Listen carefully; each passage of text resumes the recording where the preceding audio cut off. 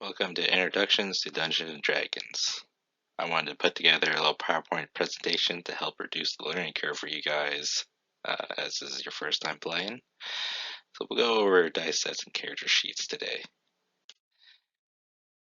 So here are the dice that we commonly use for D&D, be it a D4, 6, 8, 10, 12, and 20. We primarily use this D20 for most situations. It's called a D20 because it has 20 sides. Sometimes these two dice get mixed up, the D8 and the D10, but we rememberize the D8 by thinking about it like pyramids ass to ass. So here's a character sheet that you should all receive at some point this week, hopefully. Charlie's going to fill the whole thing out for you guys, so you don't need to worry about anything to fill out. You just kind of have to learn your character. But we'll go over kind of the basics of the character sheet here. The character sheet can be kind of broken up into two parts, your combat and your role-playing. So we'll go over the role-playing first. So here's obviously where your character name is. This stuff right here is probably not important for the game. Here's going to be where your personal traits, your ideology, and whatnot is going to be down here. So one of your personality traits is you're hot-headed.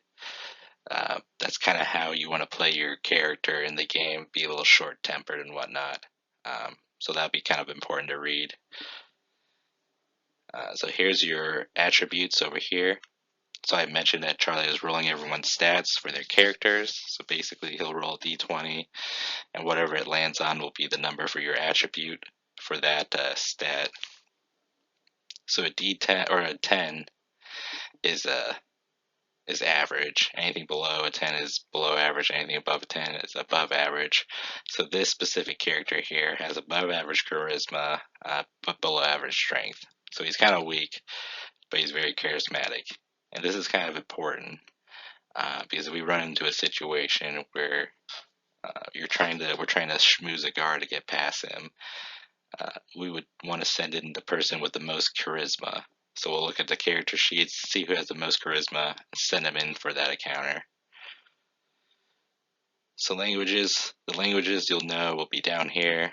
There's a ton of languages in D&D, and it's kind of important because we run into someone that doesn't know the common tongue. They say they know Japanese. We would want to find one of our characters that know Japanese to be able to communicate with this person. Your equipment list would be listed here. Kind of self-explanatory. This is where all your crap would be: your sword, your armor, your potions, whatever. And then the biggest part of role-playing is this section right here, the skills.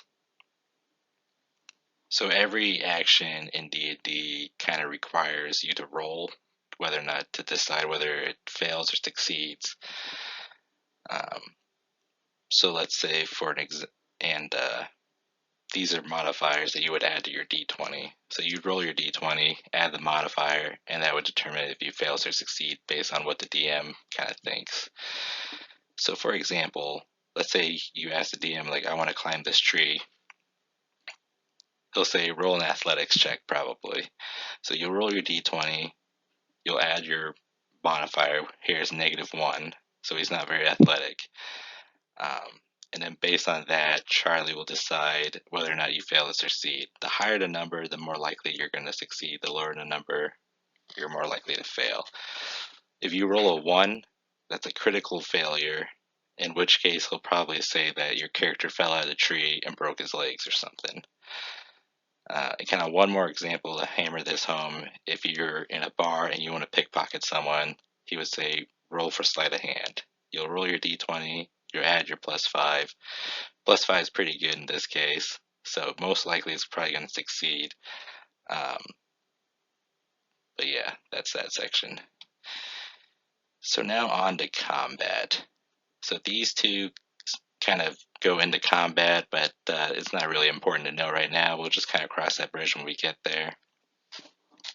So the first thing up is your armor class. That's going to be your defense. So in every combat, Charlie has to roll his d20 to see if his character hits your character. So if he scores above a 14, then that's a hit. If he scores below a 14, it's a miss. So once he figures out he hits you, then he'll go on to his attacking roll, which is where the damage will be done. Initiative is kind of who goes first, who goes last in the order of battling, because everyone takes turns in battling since it's turn-based. So at the beginning of a battle, everyone rolls for initiative. That means we all roll a d20. We add our modifier to that, and the highest numbers go first, lowest numbers go last.